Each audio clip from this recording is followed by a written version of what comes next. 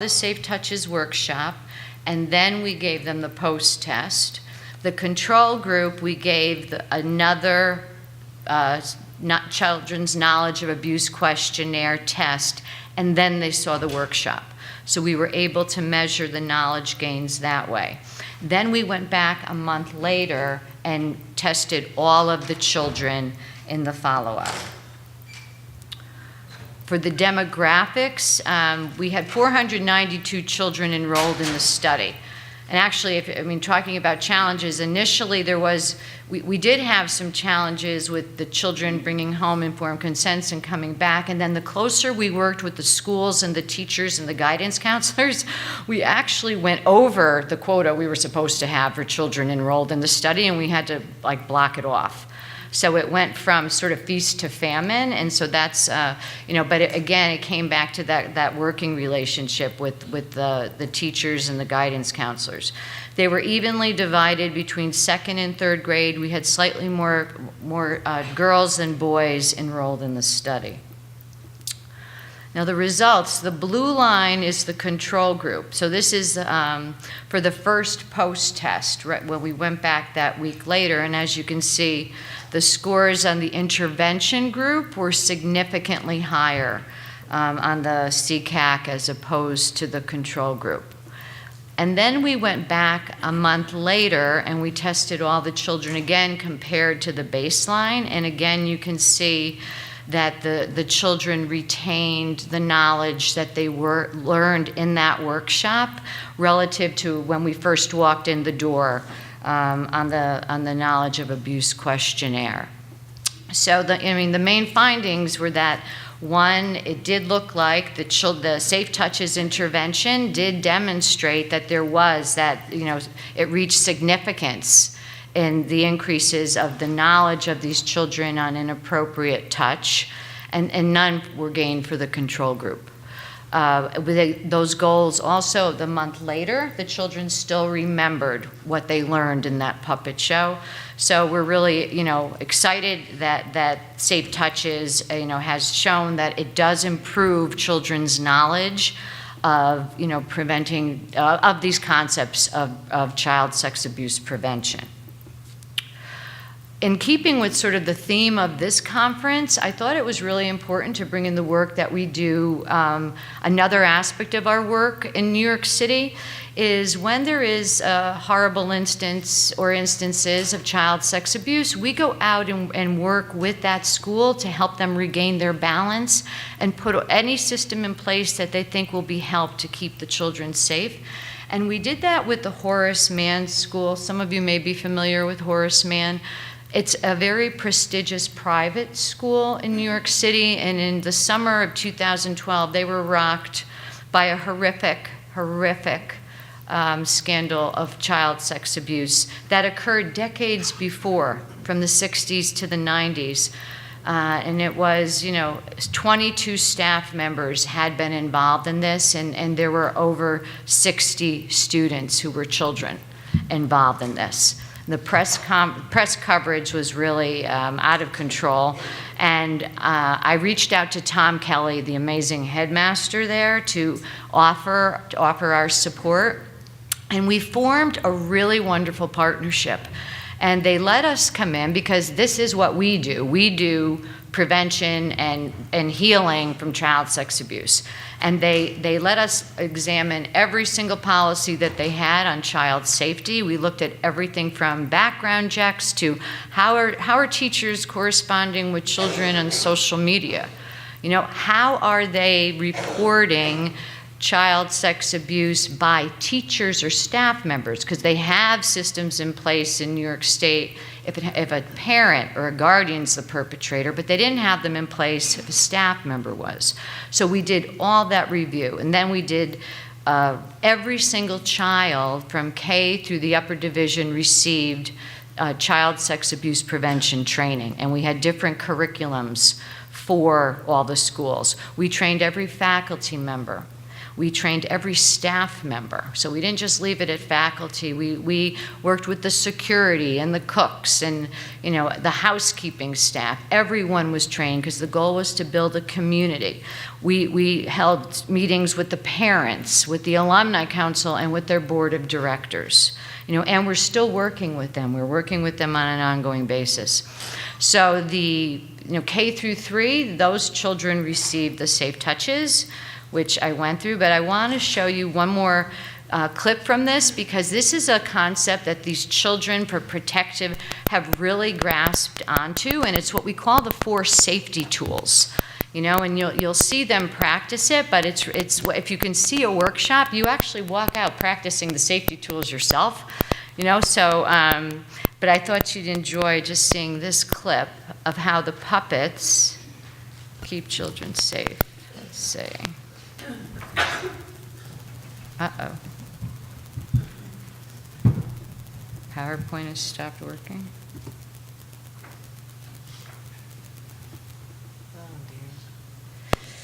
Oh dear.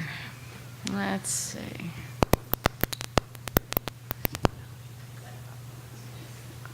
Welcome back.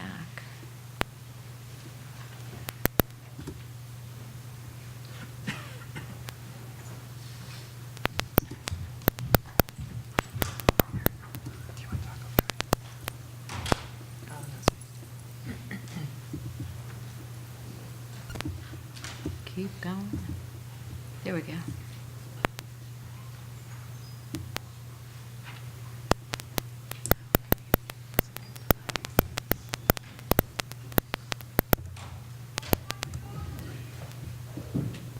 There you go, I think. Yes. So now what we want to do is teach you what you can try to do if an adult tries to give you a not safe touch. And there's 4 things that we'd like to teach you today that you can do that are called the safety tools. So can you repeat after me? You ready? Everybody watch Paige. Trust your feelings. Trust your feelings. Try to say no. Try to say no. Try to walk away. Try to walk away. And tell an adult. And tell an adult. Trust your feelings. Trust your feelings. Try to say no. Try to say no. Try to walk away. Try to walk away. And tell an adult. And tell an adult. All right. So good job, guys. We're going to have to use those 4 safety tools in the next puppet show that we're going to do. And this puppet show is going to be with Petunia. And Herbert is going to play Petunia's uncle. Okay? You ready? Watch closely. Hi, Uncle Herbert. Hi, Petunia. Why don't you turn the television off and come sit by me? Okay. I want to play a game with you. Oh, I love games. Well, this game is called the love game, and it starts by tickling you on the tummy like I always do. And then I'm going to put my hand up your chest and touch your chest. Isn't that nice? I don't know about that. Well, if you let me touch you, I'll give you, a new iPad. A brand new iPad. A new iPad, but you can't tell anyone. I can't even tell Mommy. No, not even Mommy. It's our secret. Shh. Freeze. Whoa. How is Petunia feeling? Yeah? Kind of nervous. She's nervous. Does she look confused? Yes. Yeah? Why do you think she's confused? Yeah? Because she can't tell her mom that her uncle's getting her a new iPad. Yeah, she's a little confused because she may want the iPad but not want to be touched, right? And she might be confused that, like, she loves her uncle, but she doesn't love the way he wants to touch her, right? Right? And was that a safe touch or not a safe touch? Not a safe. Not a safe touch, right? So why don't we teach Petunia those 4 safety tools that you just learned, and then we can redo the puppet show with what you've taught her, okay? So let's teach her those 4 safety tools. You ready? Trust your feelings. Trust your feelings. Try to say no. Try to say no. Try to walk away. Try to walk away. And tell an adult. And tell an adult. Good job. You got that, Petunia? Mm-hmm. Okay. Thank you for teaching her the safety tools. So now we're going to do the puppet show again, and Petunia's going to use those safety tools. You ready? Okay. Hi, Carver. Hey, Petunia. Why don't you turn the television off and come stand by me? I want to play a game with you. Oh, I love games. Well, this game is called the Love Game, and it starts by tickling you on the tummy like I always do. And then I'm going to put my hand up your shirt and touch your chest. Isn't that nice? I don't know about that. Well, if you let me touch you, I'll buy you a new iPad. A brand new iPad. Yeah, a new iPad, but you can't tell anyone. I can't even tell Mommy. No, not even your mommy. It's our secret. Shh. I don't know about this. I have a funny feeling inside of me. I'm feeling scared, confused, and yucky on the inside. I'm gonna trust my feelings. No, I don't want to play that game. And I'm gonna go to my room. And when my mommy and daddy comes home, I'm gonna tell them. All right. Give yourselves a round of applause for keeping Petunia safe. High five. Bravo, Petunia. Thank you guys. So remember, you may like the person, but you might not like the touch. Very good point, Paige. And then, so that's another example of the curriculum for Safe Touches. And then we also, for Horace Mann, did the 4th and 5th grade. You know, we used the diagrams, but instead of puppets, we used participatory exercises and videos to spark conversation. One of the exercises we did with that group were the what if questions, and you know, those worked really well with the children that were a tiny bit older and sort of outgrown the puppets. For the middle division and upper division, we used 2 formats. We did a 1-hour group didactic lecture where, you know, we also used a lot of video clips, and it covered, you know, the power dynamics. We got into grooming and what that looks like, why they may have trouble disclosing, and again, how important it is to tell an adult, no matter when the abuse occurred, even if it was in the past, the importance of telling. For the 6th to 8th graders, one of the activities we did was a myths versus fact, because in those workshops, children were really surprised to learn the percentage of stranger danger abuse versus who really is abusing children. For the upper division, again, it was the 1 hour, and then the breakout groups were 20, 25 children for 50 minutes. Legal consent comes up all the time with the upper division, and it's not just, you know, that an adult perpetrator, it's also consent among each other. So we spend a lot of time on consent and the reasons why teens have trouble saying no, and the awkwardness or being scared about trying to get out of a relationship that's non-consensual, and what to do if it happens to you. Do I have time for a 2-minute video? Yes, okay. This is I just love this video because it compares sex to tea. Have you ever seen it? It's great for the older children, and it sparked an amazing conversation. If you're still struggling with consent, just imagine instead of initiating sex, you're making them a cup of tea. You say, "Hey, would you like a cup of tea?" And they go, "Oh my God, I would love a cup of tea, thank you." Then you know they want a cup of tea. If you say, "Hey, would you like a cup of tea?" And they're like, I'm not really sure. Then you could make them a cup of tea, or not, but be aware they might not drink it. And if they don't drink it, then, and this is the important part, don't make them drink it. Just because you made it doesn't mean you are entitled to watch them drink it. And if they say no thank you, then don't make them tea at all. Just don't make them tea. Don't make them drink tea. Don't get annoyed at them for not wanting tea. They just don't want tea, okay? They might say, "Yes, please, that's kind of you." And then when the tea arrives, they actually don't want the tea at all. Sure, that's kind of annoying as you've gone to all the effort of making the tea, but they remain under no obligation to drink the tea. They did want tea, now they don't. Some people change their mind in the time that it takes to boil the kettle, brew the tea, and add the milk. And it's okay for people to change their mind. And you are still not entitled to watch them drink it. And if they're unconscious, don't make them tea. Unconscious people don't want tea. And they can't answer the question, do you want tea? Because they're unconscious. Okay, maybe they were conscious when you asked them if they wanted tea. And they said yes. But in the time it took you to boil the kettle, brew the tea, and add the milk, they are now unconscious. You should just put the tea down. Make sure the unconscious person is safe. And this is the important part again. Don't make them drink the tea. They said yes then, sure, but unconscious people don't want tea. If someone said yes to tea, started drinking it, and then passed out before they'd finished it, don't keep on pouring it down their throat. Take the tea away. Make sure they're safe, because unconscious people don't want tea. Trust me on this. If someone said yes to tea around your house last Saturday, that doesn't mean they want you to make them tea all the time. They don't want you to come around to their place unexpectedly and make them tea and force them to drink it going, but you wanted tea last week. Or to wake up to find you pouring tea down their throat going, but you wanted tea last night. But if you can understand how completely ludicrous it is to force people to have tea when they don't want tea, and you're able to understand when people don't want tea, then how hard is it to understand it when it comes to sex?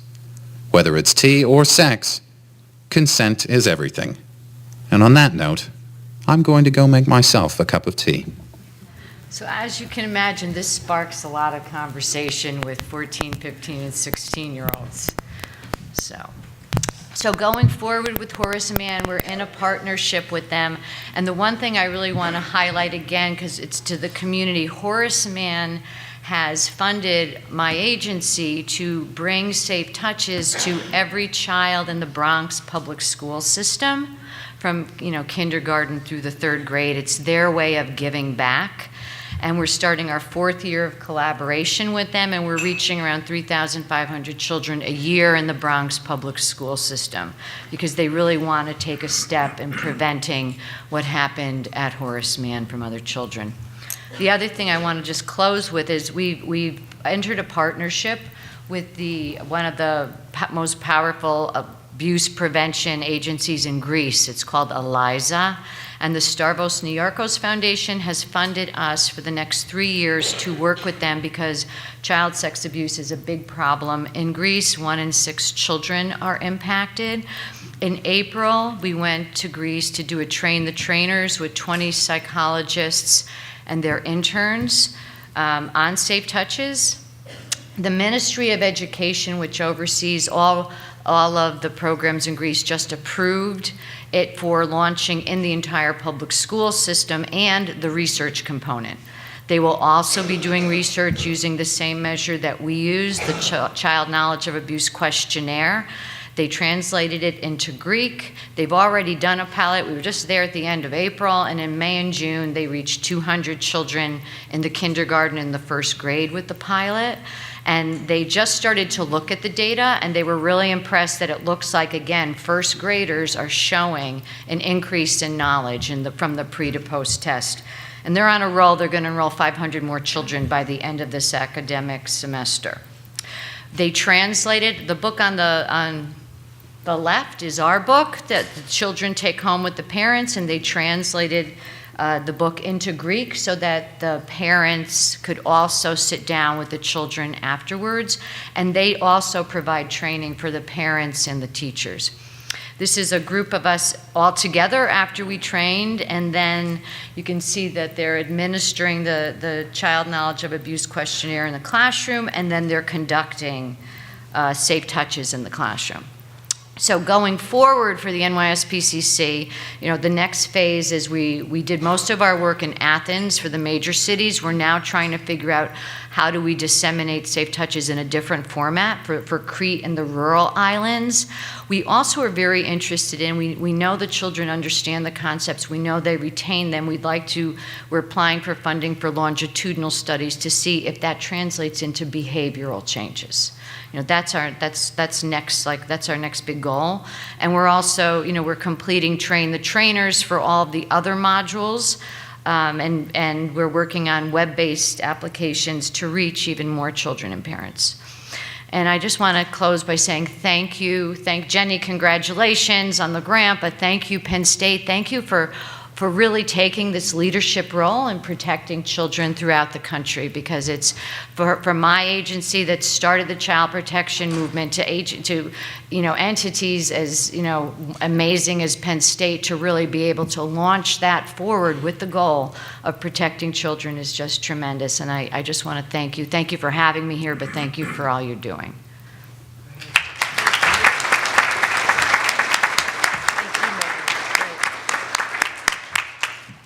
Thank you, Mary. I think that was an amazing presentation, and I'm really excited to get to work more closely with you. We have 5 minutes before the next presentation starts, so I think let's take one question from the microphones. If we have a burning question, take one question, and then we'll have time at the end of David Wolf's presentation to have a larger discussion from the Slido. But does anyone have one question that they want to ask while we have this 5 minutes?